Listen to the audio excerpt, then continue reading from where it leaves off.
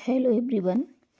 इस शॉर्ट में हम बात करेंगे लाइब्रेरी कमीशंस एंड कमिटी की, जो कि आज़ादी के पहले कुछ आए हुए थे, कुछ जो है आज़ादी के बाद में आए हुए थे। तो इसमें हम बात करते हैं बिफोर इंडिपेंडेंस कौन से कमीशंस और कमिटी आई हुई थी। पहला हमारा है हंटर कमीशन। हंटर कमीशन को एजुकेशन कमीशन भी कहते हैं, जो कि 1882 में आया हुआ था। अगला है इंडियन यूनिवर्सिटी कमीशन, जो कि 1902 में आया था। नेक्स्ट है एडम्स कमिटी। एडम्स कमिटी के अंतर्गत पब्लिक लाइब्रेरीज़ की बात होती है, ये 1915 में आया हुआ था।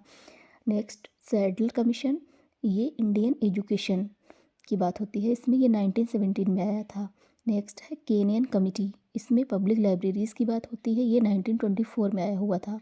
नेक्स्ट है रिचे कमिटी। रिचे कमिटी में इंपीरियल लाइब्रेरी आती है और ये डिज़ाइनेटेड एज कॉपीराइट लाइब्रेरी किया गया है, ये 1926 में आया था। नेक्स्ट केनियन रिपोर्ट, जो कि 1927 में आई थी। स्टैथन कमिटी जो है वो 1932 में आई हुई थी।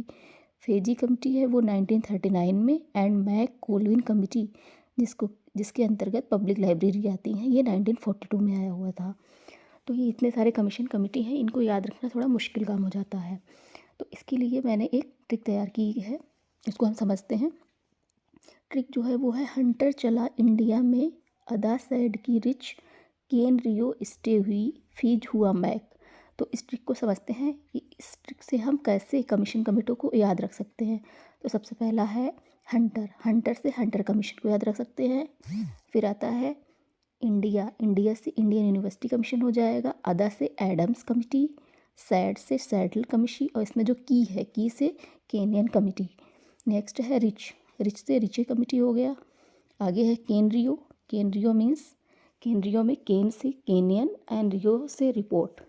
जो स्टे है उससे स्टैथन कमिटी। फीज, फीज से फेजे कमिटी हो जाएगा। और मैक जो है इससे मैक कोलविन कमिटी हो जाएगा। तो इस ट्रिक से हम ये सारे कमीशन कमिटी के नाम याद रख सकते हैं।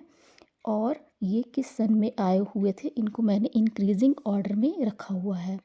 ईयर वाइज इनको मैंने इंक्रीजिंग ऑर्डर में रखा हुआ है। अगर मान लेते एग्ज़ाम में चार या पांच जो भी है कमीशन कमिटी दे दी गई हैं, और उनको ईयर वाइज इंक्रीजिंग या फिर डिक्रीजिंग ऑर्डर में लगाना है, तो उसको हम आराम से इस ट्रिक से सॉल्व कर सकते हैं।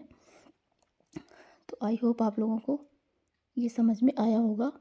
अगर आपको ट्रिक अच्छी लगी हो तो प्लीज़ लाइक करिएगा, और आपको अगर समझ में आया हो तो कमेंट करके ज़रूर बताइएगा कि आपको ये शॉर्ट कैसा लगा। इसके आगे भी जो आफ्टर इंडिपेंडेंस आए हुए हैं कमीशन कमेटी, उनकी हम अगले शॉर्ट में बात करेंगे। Thank you.